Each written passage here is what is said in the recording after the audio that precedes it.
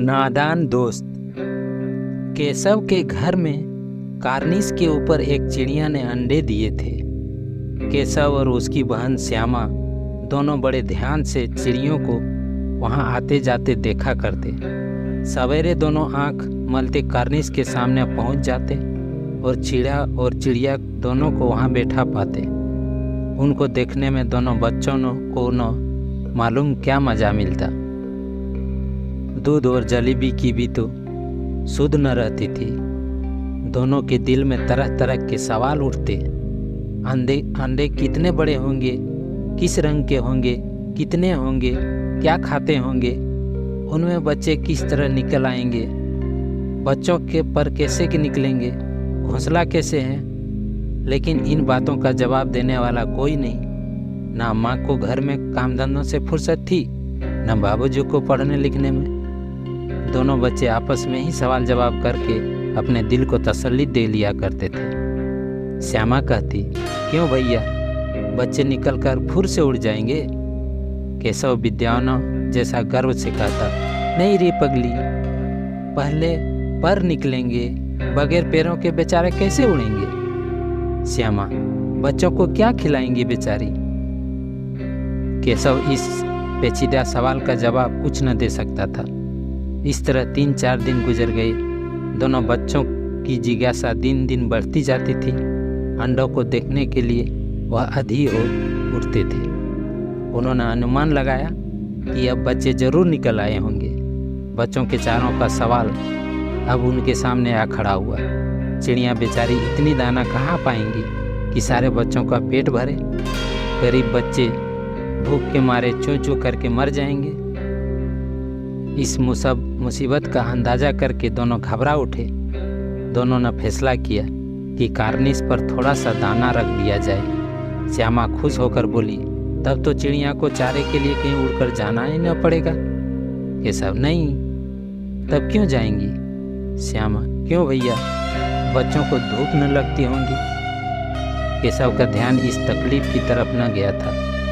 बोला, जरूर तकलीफ हो रही होंगी, बेचारे प्यासे के मारे फड़प रहे होंगे, ऊपर छाया भी तो कोई नहीं।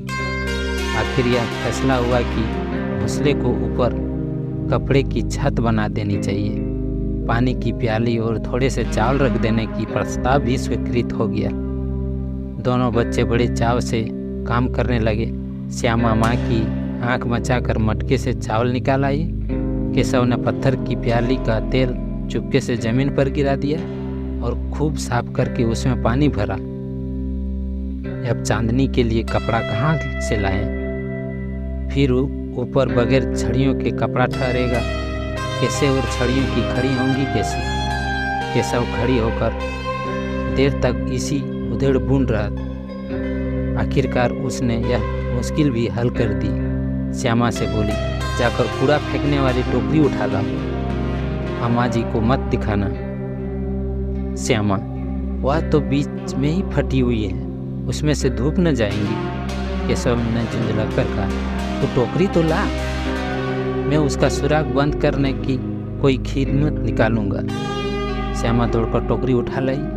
केशव ने उसके सुराख में थोड़ा सा कागज ठूंस दिया और तब टोकरी को एक टहनी से टिका कर बोला, देख, ऐसे ही घोंसलों पर उसकी आड़ दूंगा, तब कैसे धूप जाएंगी। श्यामा ने दिल में सोचा, भैया कितने चालाक हैं। गर्मी के दिन थे, बाबूजी दफ्तर गए हुए थे। अम्मा दोनों बच्चों को कमरे में सुलाकर खुद सो गई थी। लेकिन बच्चों की आंखों में आज नींद कहाँ।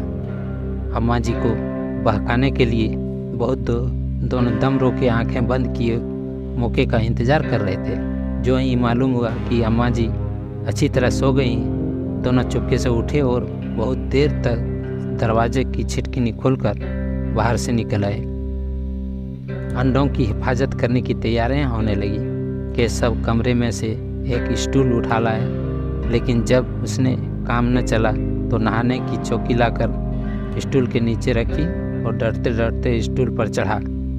श्यामा दोनों हाथों से स्टूल पकड़ी हुई थी। स्टूल को चारों टांगों बराबर न होने के कारण जिस तरफ ज़्यादा दबाव पड़ता था, जरा सा हिल जाता था। उस वक्त केशव को तो कितनी तकलीफ उठानी पड़ती थी, यह उसी का दिल जानता था। दोनों हाथों से कार्निश पकड़ लेता और श्यामा को दबी आवाज से डांटता, अच्छी तरह पकड़ना वरना उतर कर तुम्हें बहुत मारूंगा। मगर बेचारी श्यामा का दिल तो ऊपर कार्निश पर था। बार बार उसका ध्यान उधर चला जाता और हाथ ढीले पड़ जाते। केशव ने ज्यों ही कार्निश पर हाथ रखा, दोनों चिड़ियाँ उड़ गई। केशव ने देखा कार्निश पर थोड़े से तिनके छिपे हुए हैं और उस पर 3 अंडे पड़े हुए हैं। जैसे घोंसलों उसने पेड़ों पर रखे हुए देखे थे, वैसा कोई घोंसला नहीं है। श्यामा ने नीचे से पूछा, क्या बच्चे हैं भैया? केशव, 3 अंडे हैं, अभी बच्चे नहीं निकले। श्यामा, जरा हमें दिखा दो भैया कितने बड़े हैं। केशव, दिखा दूंगा, पहले जरा चिथड़े ले आ, नीचे बिछा दूं, बेचारे अंडे तिनकों पर पड़े हैं। श्यामा दौड़कर अपनी पुरानी धोती फाड़कर एक टुकड़ा लाई। केशव ने झुककर कपड़ा ले लिया। उसके कई तह करके उसने एक गद्दी बनाई और उसे तिनकों पर बिछाकर 3 अंडों से पर धीरे से रख दिए। श्यामा ने फिर कहा, हमको भी दिखा दो भैया। केशव, दिखा दूंगा, पहले जरा वह टोकरी तो दे दो, ऊपर छाया कर दूं। श्यामा ने टोकरी नीचे से थमा दी और बोली, अब तुम उतर जाओ, मैं भी तो देखूं। केशव ने टोकरी को एक टहनी से टिका कर कहा, जा दाना और पानी की प्याली ले आ, मैं उतर जाऊं तो दिखा दूंगा। श्यामा प्याली और चावल भी लाई। केशव ने टोकरी के नीचे दोनों चीज़ें रख दी और आहिस्ता से उतर आया। श्यामा ने गिड़गिड़ा कर कहा, अब हमको भी चढ़ा दो भैया। केशव, तू गिर पड़ेगी। श्यामा, ना गिरूंगी भैया, तुम नीचे से पकड़ रहना।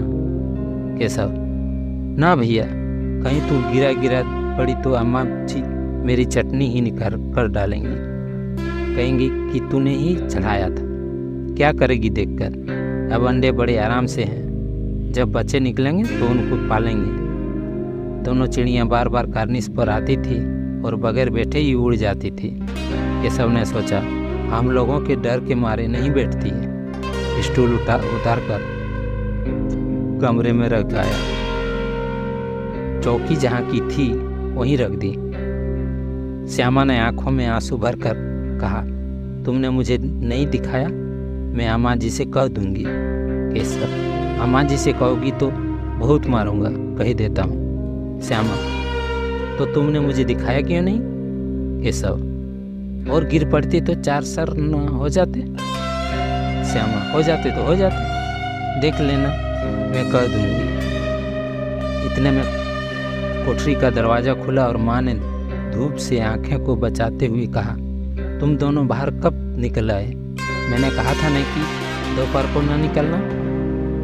किसने किवाड़ खोला? किवाड़ केशव ने खोला था, लेकिन श्यामा ने माँ से यह बात नहीं कही। उसे डर लगा कि भैया पिट जाएंगे। केशव दिल में कांप रहा था कि कहीं श्यामा कह न दे, अंडे न दिखाई दे। इससे अब उसको श्यामा पर विश्वास न था।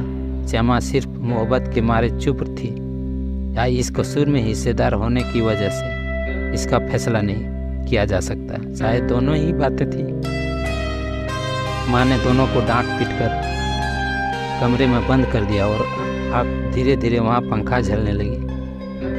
अभी सिर्फ 2 बजे थे, बाहर तेज लू चल रही थी। अब दोनों बच्चों को नींद आ गई थी। 4 बजे एकाएक श्यामा का नींद खुली, किवाड़ खुले हुए थे। वह दौड़ी हुई कार्निश के पास आई और ऊपर की तरफ ताकने लगी। टोकरी का पता न था। संजोग से उसकी नज़रें नीचे गई और वह उल्टे पांव दौड़ी हुई कमरे में जाकर जोर से बोली, भैया अंडे तो नीचे पड़े हैं, बच्चे उड़ गए। केशव घबरा कर उठा और दौड़ा। क्या हुआ? बाहर आया तो देखा कि तीनों अंडे नीचे टूटे पड़े हैं और उनसे कुछ चुने किसी चीज़ बाहर निकल आई। पानी की प्याली भी एक तरफ टूटी पड़ी है। उसके चेहरे का रंग उड़ गया। समी हुई आंखों से जमीन की तरफ देखने लगा। श्यामा ने पूछा, बच्चे कहाँ उड़ गए? केशव ने करुण स्वर में कहा, अंडे तो फूट गए और बच्चे कहाँ गए? केशव, तेरे सर में। देखती नहीं, अंडों से उजला उजला पानी निकल आया है और 2-4 दिन में बच्चे बन जाते। माँ ने सोटी हाथ में लिए हुए पूछा, तुम दोनों वहाँ धूप में क्या कर रहे हो? श्यामा ने कहा, अम्मा जी, चिड़िया के अंडे टूटे पड़े हैं। माँ ने आकर टूटे हुए अंडों को देखा और गुस्से से बोली, तुम लोगों ने अंडे को छुआ होगा। अब तो श्यामा को भैया पर जरा भी तरस न आया। उसी ने शायद अंडों को इस तरह रख दिया कि वह नीचे गिर पड़े।